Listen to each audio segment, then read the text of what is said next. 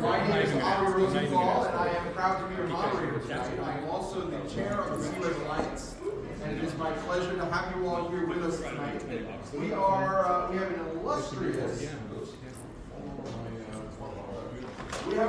panel. And I'm going to read you their names because I have no idea who they are. I've never met them before in my life. To my immediate left, we have Jake Almat with Side Labs. We have Agnes Lorenz with Zeus. Zeus, we've been practicing how to say that all day. It's not Zeus, it's Zeus. It's whatever you want. It's whatever you want to do. There you go. I always tell people you can call me anything you want, just not like a certificate.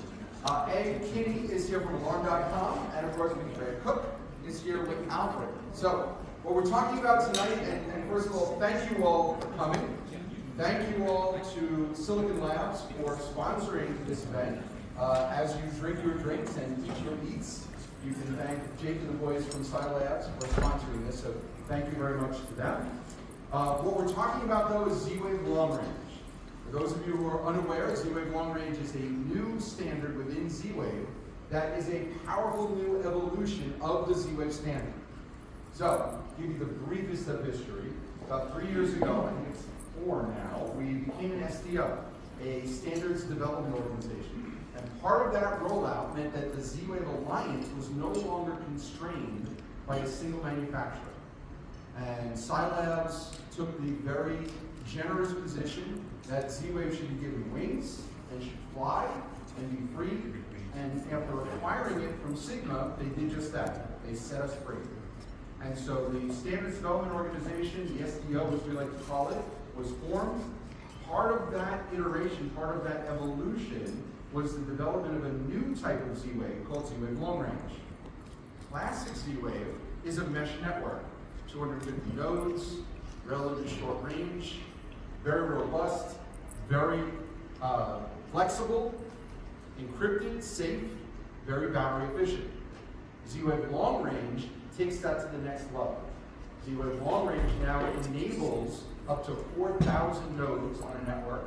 It's a point-to-point solution, and in certain situations actually has a range in excess of 1.5 miles. This little video that you just see is actually a group of Z-Wave engineers jumping out of an airplane and actually able to connect more than 5,000 feet between Jean-Luc West from Homesteer and Eric Reihard, as we like to call him, Dr. Z-Wave. He was able to connect to a node from an airplane as he leaped, thankfully not to his death, but to his life, down to the ground, and we were able to monitor that Z-Wave Long Range the whole way down, more than 5,000 feet. So, Z-Wave Long Range also is ultra secure, uses the same encryption and the same security that Z-Wave Classic does, and is fully backward compatible with Z-Wave Classic. So now we have an opportunity to do things like setting up a situation where you have 2 mesh networks and tying them together. So we have enterprise applications, we have industrial applications, we have all kinds of commercial applications, where Z-Wave Classic has always been really well known in the security space, in the residential space, in the MDU space. So, we're going to allow our panel to introduce themselves. So, Jake, you just happen to be closest to me. Hi everyone, I'm Jake. As Avi said, I work at Silicon Labs, and I take care of the home and life business inside of the company, focused on residential, personal, consumer electronics, home automation, home security, applications, and that range. Agnes, please. My name is Agnes Lorenz. I'm the VP at Zeus, and we make quality Z-Wave devices. Right now we have, I think, 37 Z-Wave products in the market. Most of them are Z-Wave Long Range. We jumped on that train quite quickly. No regrets there. So yeah, if you're looking for good Z-Wave products out there, that's us. I'm Ed Kinney, Senior Director of Product Management at alarm.com. So we're a software platform. We integrate a number of security, home automation devices to our platform, and then we're primarily sold through the professional security channel. Hey guys, I'm Brad Cook, developer and product integrations, a number of things for a little bit leaner as well as some communities, but we do smart door locks and security systems. We have a lot of history in the commercial door lock world before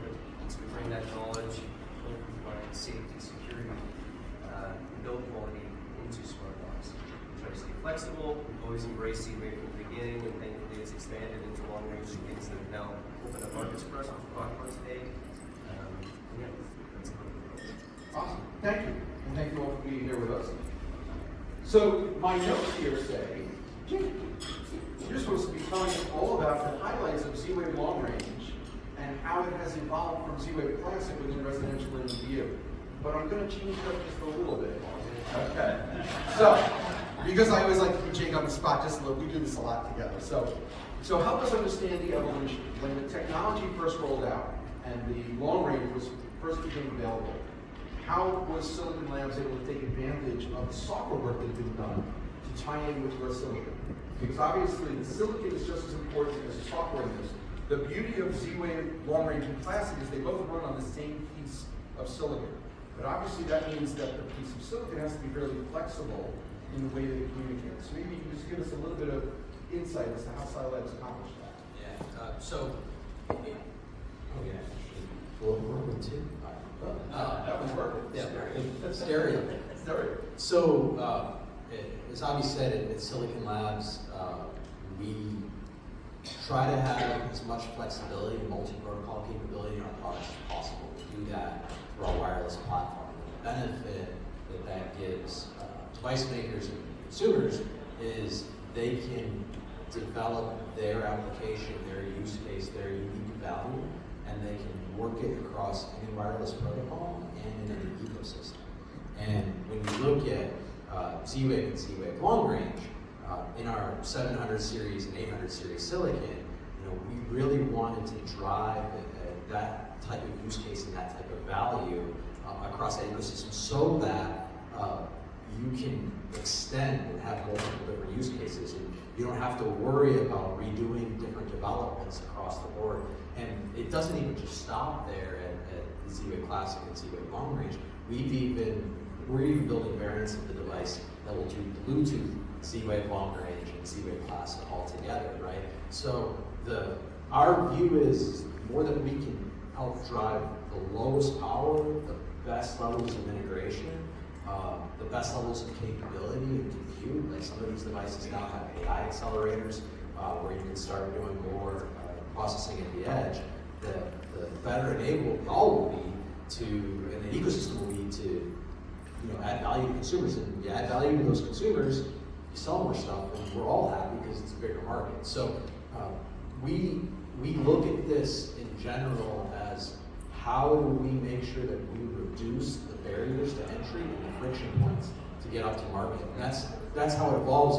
I even brought up earlier, once we acquired Sigma, we worked pretty diligently on how do we give it the best opportunity for growth, right? And it's tough to grow when you're a closed ecosystem, right? Which Z-Wave wasn't. It has a very large ecosystem, but there was one company driving the technology direction, driving the supply direction. That hinders what is an extremely strong value proposition from growing and getting stronger. And that's why we wanted to open that up. Why? So we can grow that overall market, reduce friction points for adoption. Great. No, thank you. So, Agnes, can you tell us a little bit? Zeus was one of the very first companies to embrace the Z-Wave long-range technology. And you folks were building Z-Wave devices. You had already embraced Z-Wave in general. What enticed you? What was exciting about Z-Wave, other than the obvious long range? But what other features were you able to build into your product that really set it apart now that you can take advantage of some of the newer versions of Z-Wave?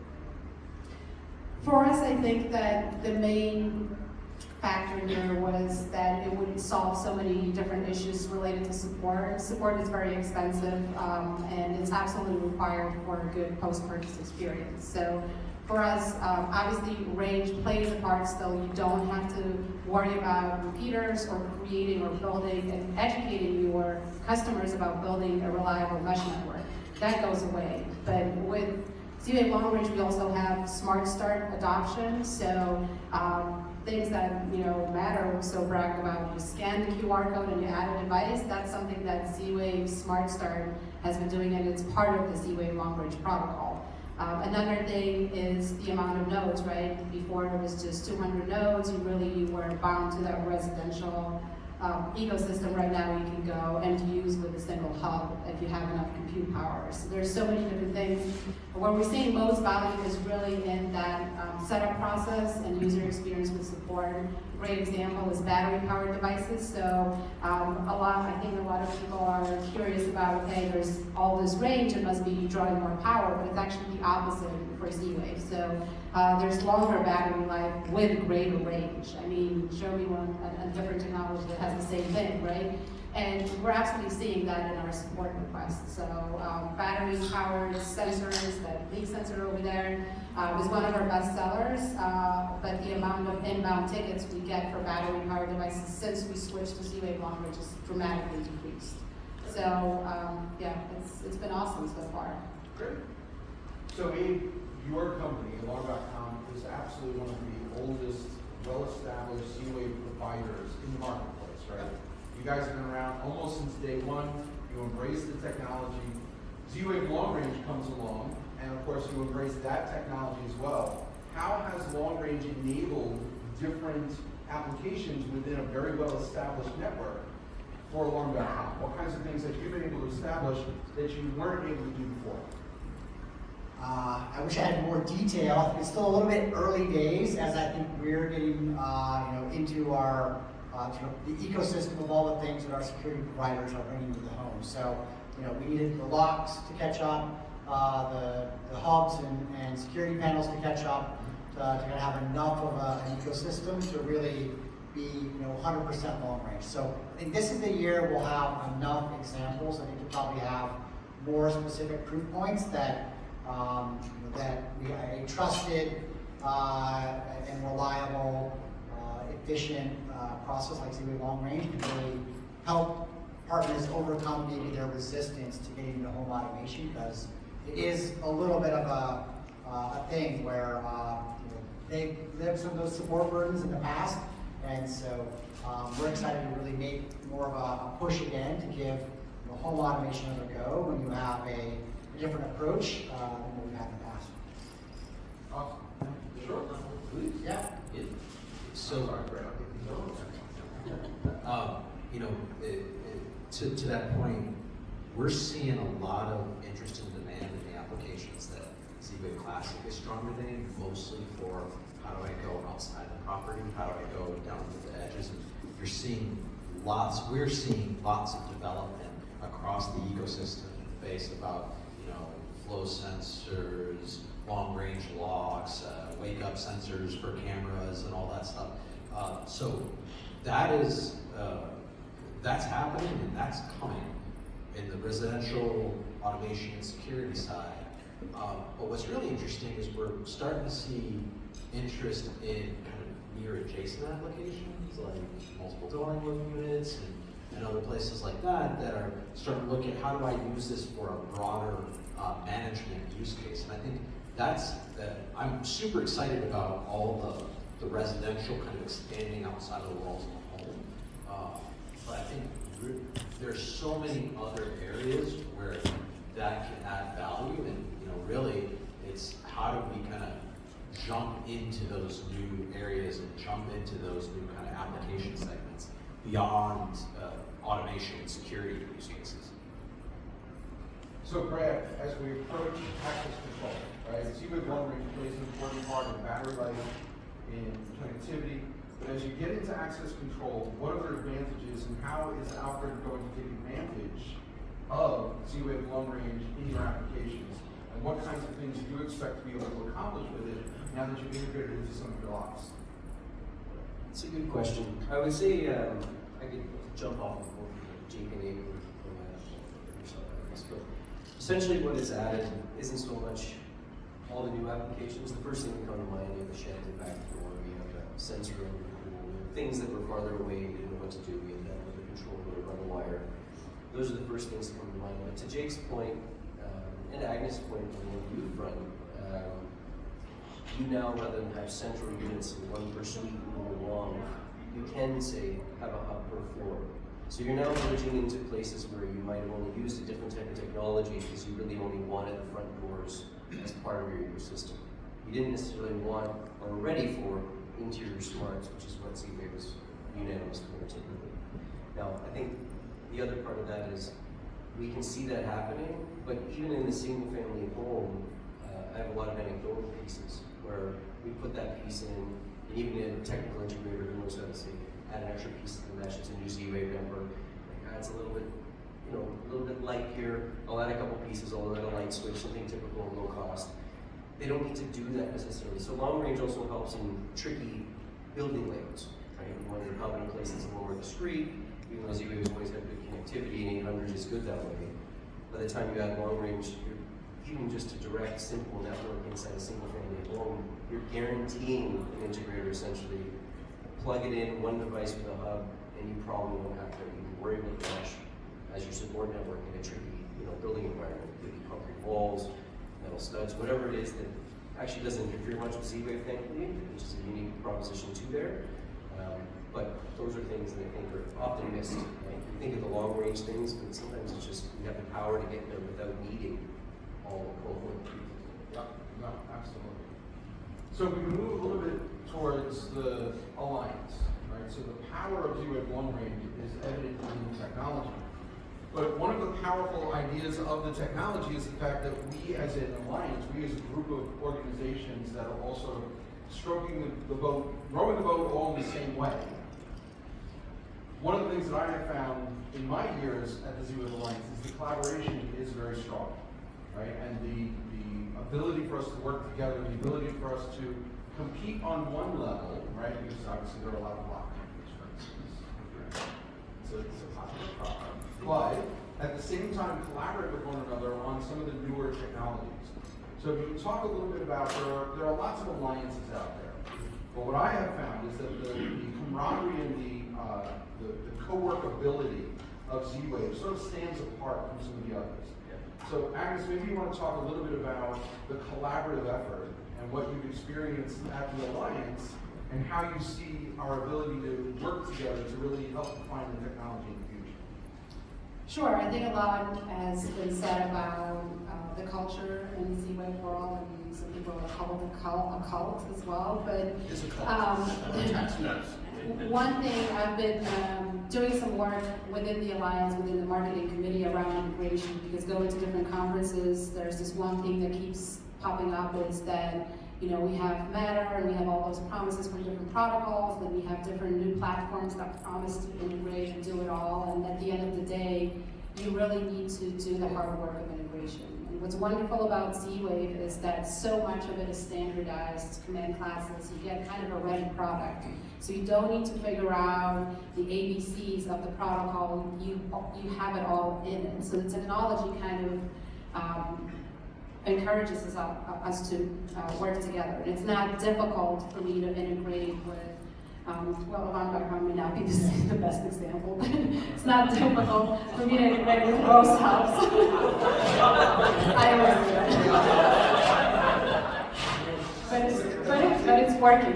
We have an amazing integration with Alarm.com, and I think that as the technology matures, right, we're 20 years into Z-Wave, and so you guys need to know that in the past 5 years, and I think thankfully, thanks to Z-Wave Long Range, things have changed dramatically. So now we have scene controllers, which is a fairly new command class supported by Alarm.com. We have our scene controllers that, you know, have a dedicated integration. We have a great integration for our Titan shuttle valve with ring alarms. So, and one thing to understand, and that's part of my comment, is that we're a very small company. So for a small company like me, normally it would be very difficult to partner with somebody like Alarm.com or Ring. But at Z-Wave it's easier because they don't have to figure out how to integrate with my API or my technology. It's built into that.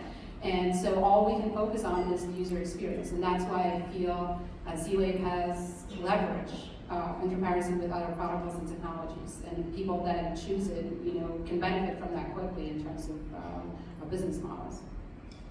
Thank you. I can always count on Agnes to tell the truth, the whole truth, and nothing but the truth. So thank you. I appreciate that. So Jake, talk a little bit about how Silabs approaches the market. Obviously, you work within the Alliance, and we very much appreciate Silicon Labs' participation in the Alliance. But you've got a worldwide sales operation going on. What's the, if you could give us maybe a little bit of insight how do you approach the various industries? Now that we've got some newer technologies, how can Scilabs take advantage of them in other adjacent industries, things like industrial agriculture? For those of you who have been watching the video go by, the video was produced actually by Silicon Labs with the help of Mark, who give away, there you go. And after Z-Wave, this was a long-range test that they did in numerous areas, so you'll see Mark in wooded areas, in agricultural areas, in the cities, places like that. And then the other clip is actually one of our other members, Jean-Luc, when he jumped out of an airplane and did some measurements there. So we've tested it all, but where the rubber meets the road is in the sales and marketing. Silicon Labs, big company, big reach. How do you guys approach the idea of bringing Z-Wave to other industries? What's the look? Well, I think you answered the question better than I could, right? We represent it. Yep. And when we talk to all of our customers across all the different IoT markets as an enabling technology, and we show what the benefits are. And the beauty of it is we can show them how they can leverage this technology to go solve their problems and work across the other product lines as well. So we're actively looking at and talking to our customers about the benefits that Z-Wave long range can provide versus cellular technologies versus LoRa versus other kind of not as well metaled out long range technologies that are out there. But you know, the beauty is when we do it, we look unbiased, which we are because we sell everything. Right? But we try to drive that reach as much as possible and you know look to how do we add the most value as we can, right?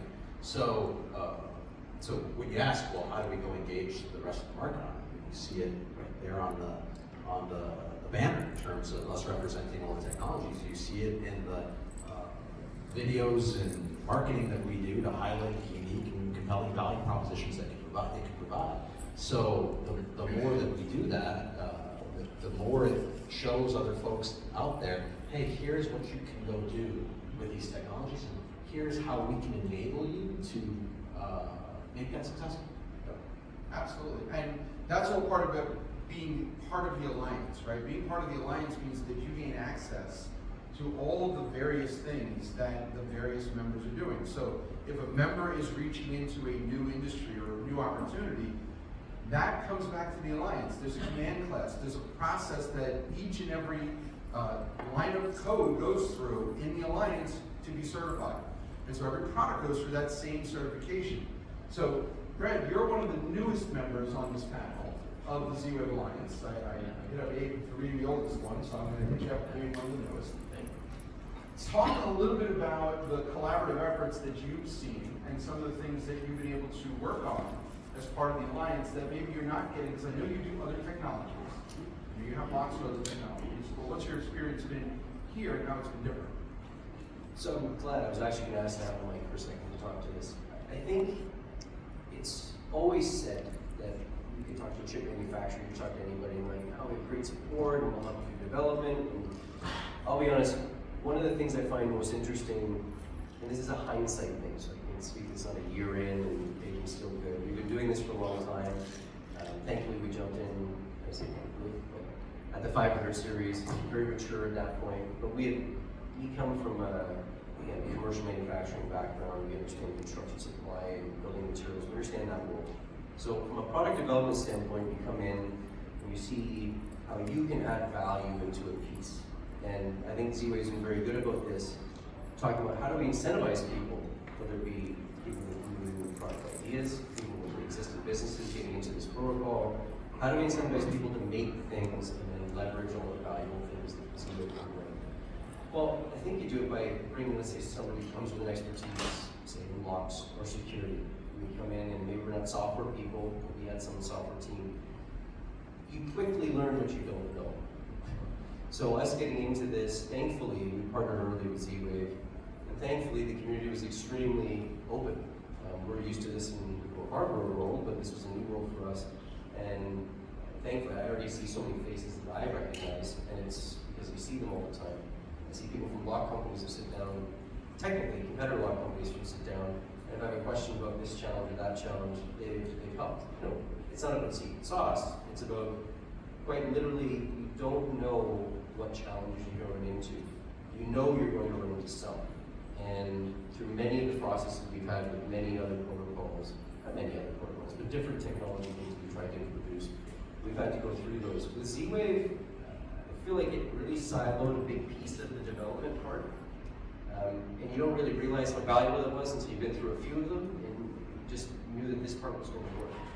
For instance, say working with a partner, not like you said, Agnes, say a big partner like Armor.com or some of the other partners out there. There was no question from your team about whether our certified product was something you'd look at. It was just about product and customer fit. And from coming from a non-say software technical, just we're at CES doesn't mean we're all technology people. We understand tech. Actually making it, there's a lot of levels to that are different, right? You get super technical people who aren't very technical, and then you get people who are deeper in the weeds and they're doing the ones and those. You don't even know those things exist until you start putting them into your value proposition. So when we added them to locks, we've done different things. This was a safe place for us. And now that you've added, Z-Wave's added other pieces like long range, even more stability, the mesh is great. We just know if we continue to support this, we don't have to worry about all the middle pieces connecting. We can go and find a partner. I've had several people come through at every show, and they know we have Z-Wave, and so we already know that we work together. It's just a choice about, does my value proposition work for you? So it's very difficult to get new products into market, even if you go blindly and excitedly. You eventually get in and go, man, every time it's like a $500 problem with your house, now you have a 10, 20, much larger $1,000 problem, which is, I gotta read it, I'll have that again, oh no. This was one thing where it's just, now that I've developed to it, like it's the same silicon, same everything, you're a platform person, you want to support it. Once you've supported it, you can add a command class if you want to jump into a product if you want. You don't have to go back and then software people knew this, I was learning it later. You have to go back and say, we got to redo all of our base stuff because we did not plan on that. You've already got in, you got your base, you can just kind of add pieces. You don't have to worry about checking it all, right? You don't have to go back, you don't have to worry about me bringing a new product and saying, what about now, does it work? And I think there's a huge value proposition from a product, from a manager point of view, there's a huge value. Thank you. Abe, you're the largest company on the side, but you're certainly the largest Z-Wave known company out there. Z-Wave Long Range represents a whole bunch of new opportunities within marketplaces, without revealing any state secrets. Can you talk a little bit about how you see Alarm taking advantage of some of those in the future? Whether it's, you've got lots of different divisions, right? There's lots of different fingers in lots of different places in the industry. How do you think Alarm is looking at this from a holistic point of view? Is there something that grabs your attention? Is there some product that you can talk about? Something that gives us some insight into how a large company can take advantage of Z-Wave Long Range, just like small and new companies do. Sure. So, a lot of it is maybe the obvious stuff that you think should have worked, but the lock on the back door does give a lot of people pause. So we see most of the value being in just delivering reliable automation, that matches the rest of the promise of reliability and security that the professional installers bring to bear with other products in the home. And so just to get people more engaged, we're most excited about the kind of engagement factor going up. We can just get one or two more installers, getting on board with automation. They can deploy a few more devices. Locks are great. They're kind of the sticky device that my kids don't even know what their house keys. They couldn't even tell you where the house keys are, right? They have no idea. And so, all of that is I think probably what we're initially most excited. Let's just do, in some ways, the same things we've been doing already, but do them differently, do them better. The multifamily one, right? We haven't, not sure how that will play out, but certainly it's appealing to think about moving to a hub in the hallway instead of one in every unit, and how we can put that together and now be able to tackle more properties more economically, make it more about our service platform and less about just putting more plastic out there across every single unit. So those are at least kind of where we're initially at. But then we are excited to think then beyond the home, right? It would be great to think about other areas where they just really haven't been part of the conversation in a scalable and accessible way. So how we can deploy sensors in new places, and also new architectures. So we're really just kind of scratching the surface there. We're not sure, but we kind of know we have a trusted technology where we could now deploy that. We could make something different in the home via hub, whether it's centrally located or not, right? So we have more ways where we can hopefully try to leverage the things that are naturally going to the home anyway, and then deliver more value using the long range. All right, this is your opportunity, ladies and gentlemen. You've got all of these very intelligent people up here, and it is time for you to pick their brains. Any questions about Z-Wave, Z-Wave Long Range, Z-Wave Classic, any of the things we covered, any things we haven't covered? Everybody know where the best party is tonight after this one? No? Okay. Questions? Yes, sir. I have a question. And, We have a... We're here. See this first. Give us one more for me. Hello? There you go. Okay, thank you. Thank you, waiter. No question. Okay. And it's kind of a question that I asked earlier outside, Ali. And I'm interested in the security. And does the security layer expose any more new markets to Z-Wave Long Range specifically? I'm making this up because like, non-commercial uses and stuff like that. So I'm just interested in it. So I'm going to give the history and then I'm going to let you answer the question. All right. So Z-Wave inherently is a secure link. The S2 security was developed years ago by the team in Denmark and has been highly effective. It set a gold standard in the industry for encryption, and of course Z-Wave Long Range takes advantage of that. But I'm interested to hear what you guys have to say about how encryption and how the idea that we are able to do a secure link will drive us into other markets and other advantages. So I think it does absolutely. Where we see that play out right now is more on the multi-dwelling units, where it's still a automation or security use case, but it has that security inbuilt, so you can support some of these UL standards, but at a longer range, and it's a property management company that's managing it versus an individual user. So absolutely, we see that capability out there, and the real question is could you put it in factory automation, right? Or could you leverage it in maybe military applications, right? There's other things to kind of think through. Does that level of security? Actually, this is a really good point. One of the other benefits, Avi talked about collaboration. We've had the whole ecosystem collaboration, device maker collaboration for a long time.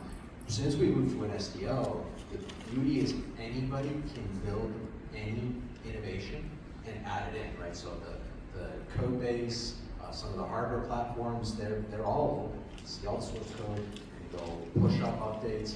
We have good interlinkings in other areas. We found some jamming technologies, right? When people were jamming some of the old Z-Wave 500 stuff that came from the security researcher, and it wasn't just Silicon Labs that fixed the problem. It was a community of multiple players that said, hey, here's how we go fix this, and now we've got anti-jamming on 500, and will be on 700 and 800 that comes through. That potentially opens up the door for new things. Another good example on that collaboration where this group, this kind of family, if you would say, that can all add their own new features is the command classes that we talked about, right? A big thing that we had been working on is new command classes for access control, right? And that wasn't a one company thing that built that out. That was 4 different companies putting in updates. And since we've opened this up in the community from a collaboration perspective, we've seen, I was actually telling Avi at the beginning, I was a little bit worried that, hey, I opened this up, but I'm still doing all the work, right? But we're seeing more and more people really getting engaged, folks who tried it, right? folks at Alarm, other ecosystem players, they're all looking at, hey, I can fix this problem, or I can add this new feature, or I can add this new use case, and we've got a system that makes that happen. So I know I pivoted from the original question, but I think that's really interesting when you think about, hey, security is going to give you more secure solutions for some of the things you already know, but it could potentially be pivoted into other areas, and that innovation and ingenuity by alliance members such as yourself can help drive that innovation in the group. You're not dependent on any one company anymore to do that. Thank you. Anybody else? I think where it's going to matter as well is, dirty word, Yeah, exactly. is as we see large action models being developed, and we're going to see just immense scaling of sensors, right? And that's going to come into place, especially in commercial spaces, which I think are going to be in the forefront of that.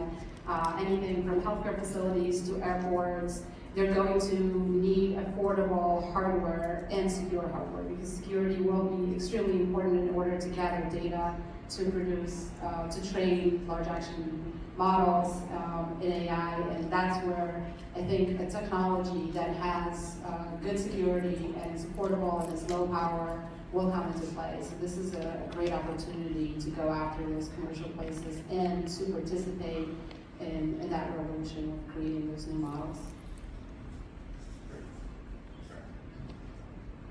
I speak to security side. On the technical security side, obviously, as I mentioned, some of those things were new measures from the business security side. A lot of pieces, we've seen partners who have come from the technical and software security things, and they're very much becoming more ubiquitous in every part of our lives. So in access control, before we're talking about these properties, and before IoT is not often seen except in the commercial spaces. You have large businesses where all of the hardware in a property like this, and all of the access control, and all the camera systems are all very commercial and industrial. Completely separate siloed pieces. These same types of tech are exactly what you had to use in your small office, in your back home, whatever it might have been. And a lot of them didn't need it. All you needed was a secure means of adding reliable control easily. And you couldn't necessarily do that. So if I had a small office with one front door and a back door, and I wanted to say, have some type of PIN code to get in, I could use a standalone system, or I could call my security integrator access control, and he'd probably put in a commercial power supply and run wires and do all the things you'd see in an old building. And the cost implications are there too. Very reliable, but very commercial. I didn't need that. I just didn't have any other options. So there were standalone options, that was fine. Now that it's very stable and proven, I would say the biggest thing is it's had security for some time, and there's been confidence there. I rarely get asked, I mean, I never get asked, and we do a lot of commercial industrial work as much as consumers about, how hackable is this or how is that? And we understand the security and software side of people, they live in that world and they're deeper into it. But I rarely get asked that. So there is some calm understanding, or at least confidence, that Z-Wave is a protocol. You don't need to worry about it, right? So the nice part about that is now IoT allows you to fill this huge middle ground where I didn't need a dump truck because I had a 10 by 10 board, right? I had to go to this thing that was an industrial application because they don't have pickup trucks that did it. Now, if you have an IoT solution, it essentially allows you to bridge this middle gap. It allows high-end lawyers' offices, it allows all these different pieces to very reliably, you don't have to talk to an IT guy and go through several layers of how does this integration work, where do you keep your cloud, how does this, all these other pieces which are important. You can just say, I'm confident with this mature technology, the hardware, you can vet me on my hardware, like test and feel comfortable with it like you would anybody else's pieces. And then you can find your platform or software person that provides you the user experience that you want. And quite frankly, you can easily pivot. If you don't like my hardware, you can keep your software partner and move to a new piece. You don't have to go back to your IT team and go, let's start the vetting process again. How many buildings and hundreds of thousands of dollars do we have to dump in the toilet because we picked the wrong partner? No, you didn't pick the wrong partner. So the glue is in they don't have to worry about that anymore. And we have a difficult time really understanding how much value we get about not having to deal with the problem. I can tell you from the product side and the mechanical security side, there's a lot of things that come up that have nothing to do with security and otherwise. Removing that from the main concern is very, very valuable in our side, for sure. Thank you. Thank you. We are quickly running out of time. But if I have, yes? When will we see where long-range devices in Europe? At the EMEA Summit in less than a month. Yeah. Yes, the EMEA Summit will take place on February 7th and 8th. Thank you. And you will see Z-Wave Long Range in the European Union and the Middle Eastern, Northern African area by that summit. Registration is still open. Registration still open. Hey! Yes, if any of you are one of our European partners, we do business in Europe, the ISE show, the Integrated Systems Europe show, will take place the first full week of February. And the last day of that show, the day after the last day of that show, we will host a Z-Wave Summit in Barcelona, Spain. If any of you would like to come and join me in Barcelona, I know all the big tax places. So come on down. Any other questions before we break up? Wonderful. Well, thank you. Thank you all to my panelists. Thank you all to you, my audience. I appreciate you very much. You have now officially survived day one of CES 2025. The best of luck to you all in your endeavors in surviving the rest of them. Thank you.